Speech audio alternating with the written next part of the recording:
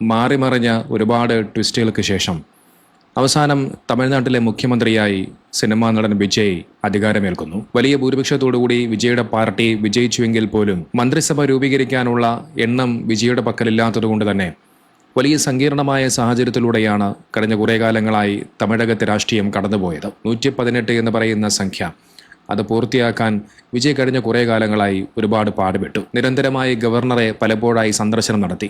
പക്ഷെ ആ ഗവർണർ വിജയെ തിരിച്ചു പറഞ്ഞയക്കുന്നൊരു കാഴ്ചയാണ് കാണാൻ സാധിച്ചത്. എത്രയും വേഗം ആ അക്കം പൂർത്തിയാക്കി മന്ത്രിസഭ പെട്ടെന്ന് രൂപീകരിക്കേണ്ടതുണ്ട്. അല്ലെങ്കിൽ തമിഴ്നാടിൻ്റെ ഭരണം കേന്ദ്രത്തിൻ്റെ കീഴിലായിരിക്കും. ഇനി അതുമല്ലെങ്കിൽ ഒരു ഉപതെരഞ്ഞെടുപ്പ് കൂടി. അത്തരമൊരു സാഹചര്യത്തിലൂടെ കടന്നുപോയ സമയത്താണ് വിജയ്ക്ക് പിന്തുണയുമായി കോൺഗ്രസ് എത്തുന്നത്.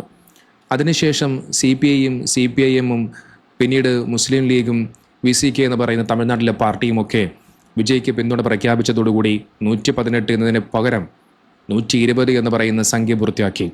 അത്രയും MLA-മാരുടെ പിന്തുണയോടുകൂടി വിജയ് ഇന്ന് മുഖ്യമന്ത്രിയായി സത്യപ്രതിജ്ഞ ചെയ്ത് അധികാരമേറ്റു. ഇന്ന് വിജയ് തമിഴ്നാടിൻ്റെ മുഖ്യമന്ത്രിയായി അധികാരത്തിലേക്ക് കയറുമ്പോൾ വിജയെ പിന്തുണച്ചുകൊണ്ട് ഒരുപാട് പോസ്റ്റുകളും വീഡിയോസുകളും ഒക്കെ സമൂഹ മാധ്യമങ്ങളിലൂടെ കാണാൻ സാധിക്കുന്നുണ്ട്. എന്നാൽ അതേ സമയത്ത് തമിഴ്നാട്ടിലെ മുൻ മുഖ്യമന്ത്രിയായിരുന്ന MK സ്റ്റാലിൻ, മുത്തുവേൽ കരുണാനിധി സ്റ്റാലിൻ എന്ന് പറയുന്ന ആ വ്യക്തിയെയും സമൂഹ മാധ്യമങ്ങളിലൂടെ പലപ്പോഴായി ഈ ഒരു വിജയത്തിന് പിന്നാലെ കളിയാക്കുന്ന വിമർശിക്കുന്ന കാഴ്ചകളും കാണാൻ സാധിക്കുന്നുണ്ട്. അത്തരത്തിൽ ചെയ്യുന്ന ആളുകൾ ഒരു കാര്യം മനസ്സിലാക്കേണ്ടതുണ്ട്. വിജയ് മാത്രം ഒറ്റയ്ക്ക് നിന്നല്ല ഇന്ന് തമിഴ്നാടിൻ്റെ അധികാരത്തിൽ കയറുന്നത്. നേരെ മറിച്ച് MK സ്റ്റാലിൻ്റെ പരോക്ഷമായ ഒരു പിന്തുണ കൂടിയുണ്ട് എന്നുള്ളത് മനസ്സിലാക്കേണ്ടതുണ്ട്. വിജയുടെ പാർട്ടി അധികാരത്തിൽ കയറാൻ, വിജയ് മുഖ്യമന്ത്രിയാകാൻ കാരണമായി മാറിയിട്ടുള്ള കോൺഗ്രസും CPIഎമ്മും CPIയും ഇന്ത്യൻ യൂണിയൻ മുസ്ലിം ലീഗും എല്ലാം കഴിഞ്ഞ കുറേ കാലങ്ങളായി MK സ്റ്റാലിൻ്റെ പാർട്ടിയായിട്ടുള്ള DMKയ്ക്ക് ഘടകകക്ഷികളായി നിൽക്കുന്നവരാണ്. ഞങ്ങൾ എന്നും DMKയുടെ കൂടെയാണ്, നാളെയും DMKയുടെ കൂടെയാണ്, ഞങ്ങൾ എന്നെന്നും DMKയുടെ കൂടെയാണ് എന്ന് പറഞ്ഞ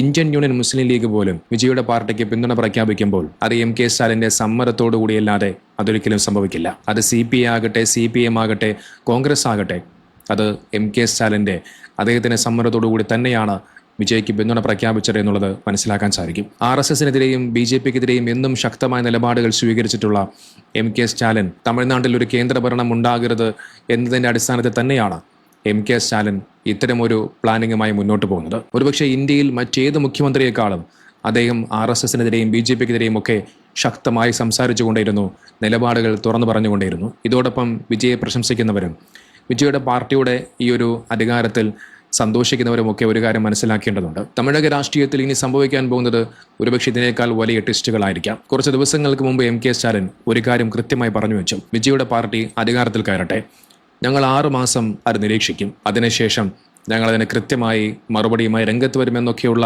ഒരു സ്റ്റേറ്റ്മെൻ്റ് ആയിരുന്നു അത്. നാളെ ഒരു കാലത്ത് RSSനോ BJPക്കോ എന്തെങ്കിലും പിന്തുണയോ മറ്റോ എന്തെങ്കിലും വിജയ് കൊടുത്തു കഴിഞ്ഞാൽ, ഇനി അതുമല്ലെങ്കിൽ വിജയുടെ ഭാഗത്തു നിന്നും എന്തെങ്കിലും വലിയ പിഴവുകൾ സംഭവിച്ചു കഴിഞ്ഞാൽ MK സ്റ്റാലിൻ്റെ ഘടകകക്ഷികളായ CPIയും CPIഎമ്മും മുസ്ലിം ലീഗും കോൺഗ്രസുമെല്ലാം അവരുടെ ആ ഒരു പിന്തുണ ആ ഒരു പാർട്ടിയിൽ നിന്നും അവർ പിൻവലിച്ചു കഴിഞ്ഞാൽ പിന്നെ വിജയുടെ മന്ത്രിസഭ താഴെ വീഴും. വിജയുടെ അധികാരത്തിൻ്റെ ബേസ്മെൻറ്റ് അത്ര സ്ട്രോങ് അല്ല എന്നുള്ളത് മനസ്സിലാക്കേണ്ടതുണ്ട്. ഏതൊരു സമയം എന്ത് വേണമെങ്കിലും സംഭവിക്കാം. നോക്കൂ, MK സ്റ്റാലിൻ തമിഴ്നാട്ടിൽ ഒരുപാട് നല്ല പ്രവർത്തനങ്ങൾ കാഴ്ചവെച്ചൊരു മുഖ്യമന്ത്രിയാണ്. അവിടെയുള്ള ജനങ്ങൾ അദ്ദേഹത്തിനെ കുറിച്ച് പറയുന്ന ഓരോ വാക്കുകൾ കേട്ട് കഴിഞ്ഞാൽ ആ ജനങ്ങൾക്ക് അദ്ദേഹത്തിൽ നിന്നും എത്രത്തോളം സഹായങ്ങൾ അല്ലെങ്കിൽ എത്രത്തോളം നല്ല കാര്യങ്ങൾ ഉണ്ടായിട്ടുണ്ട് എന്നുള്ളത് മനസ്സിലാക്കാൻ സാധിക്കും. സാധാരണക്കാർക്കും സ്ത്രീകൾക്കും വിദ്യാർത്ഥികൾക്കും വലിയ ആശ്വാസമേകുന്ന നിരവധി പദ്ധതികൾ അതിൽ ഉൾപ്പെടുന്നുണ്ട്. അതിലൊന്നാണ് സർക്കാർ ബസ്സുകളിൽ സ്ത്രീകൾക്ക് സൗജന്യ യാത്ര അനുവദിച്ചത്. മറ്റൊന്ന് മകളിർ ഉരുമൈ തിട്ടമാണ്. അർഹരായ വീട്ടമ്മമാർക്ക് പ്രതിമാസം 1000 രൂപ വീതം ബാങ്ക് അക്കൗണ്ടിലേക്ക് നൽകുന്ന പദ്ധതി ഉണ്ടാക്കി. ഇന്ന് തമിഴ്നാട്ടിൽ കോടിക്കണക്കിന് വരുന്ന സ്ത്രീകൾ ഇതിൻ്റെ ഗുണഭോക്താക്കളാണ്.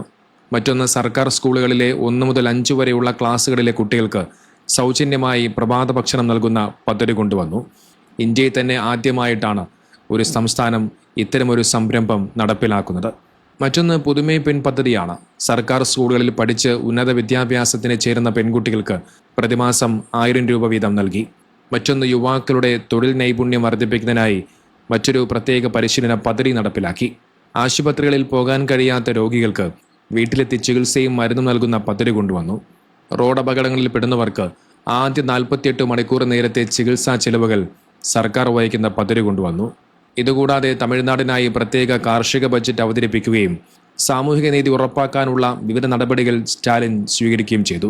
ഇത്രയധികം നല്ല കാര്യങ്ങൾ MK സ്റ്റാലിന് തമിഴ്നാട്ടിൽ ചെയ്യാൻ സാധിച്ചിട്ടും അദ്ദേഹം തോറ്റുപോകുന്നത് വിജയ് എന്ന് പറയുന്ന ആ ഒരു താരപരിവേഷത്തിൻ്റെ, വിജയ് എന്ന് പറയുന്ന ഒരു സിനിമാ നടൻ്റെ ആ ഒരു ഇമ്പാക്റ്റ് കൊണ്ട് തന്നെയാണ്. വിജയ് തിരഞ്ഞെടുപ്പിലേക്ക് വരുന്ന സമയത്ത് പലപ്പോഴായി പല അഭ്യൂഹങ്ങളൊക്കെ ഉണ്ടായിരുന്നു. BJPക്ക് വോട്ട് പിടിക്കാനുള്ള സാഹചര്യം ഒരുക്കാൻ വേണ്ടിയാണ്, അല്ലെങ്കിൽ BJPയുടെ ആളായിട്ടാണ് വിജയ് വരുന്നത് എന്നടക്കമുള്ള പല അഭ്യൂഹങ്ങൾ സമൂഹ മാധ്യമങ്ങളിലും വാർത്താമാധ്യമങ്ങളിലും ഒക്കെ നിറഞ്ഞിരുന്നു. പക്ഷേ വിജയ് ഉയർത്തിപ്പിടിച്ചത് BJPക്കെതിരെയുള്ള രാഷ്ട്രീയമായിരുന്നു. തിരഞ്ഞെടുപ്പിന്റെ സമയങ്ങളിൽ വിജയ് BJPക്കെതിരെ ശക്തമായി പ്രതികരിച്ചിരുന്നു. ആ തിരഞ്ഞെടുപ്പുകൾക്ക് ശേഷം വിജയ് ഇന്ന് മുഖ്യമന്ത്രിയായി അധികാരമേൽക്കുന്ന ആ സമയത്ത് വിജയുടെ കൂടെ അടുത്തുണ്ടായിരുന്നത് ഇന്ത്യയുടെ പ്രതിപക്ഷ നേതാവായ ശ്രീ രാഹുൽ ഗാന്ധിയായിരുന്നു. വർഗീയതയല്ല, നേരെ മറിച്ച് മതനിരപേക്ഷ രാഷ്ട്രീയമാണ് വിജയുടെ രാഷ്ട്രീയം എന്നുള്ളത് ഇതിലൂടെ മനസ്സിലാക്കാൻ സാധിക്കും. തെരഞ്ഞെടുപ്പിന്റെ സമയങ്ങളിൽ വിജയ് എല്ലാ മതങ്ങളെയും ഒരുപോലെ ചേർത്ത് പിടിക്കുന്ന ഒരു കാഴ്ച കാണാൻ സാധിച്ചിട്ടുണ്ട്. അമ്പലങ്ങളിൽ പോകുന്ന കാഴ്ച, ചർച്ചുകളിൽ പോകുന്ന കാഴ്ച.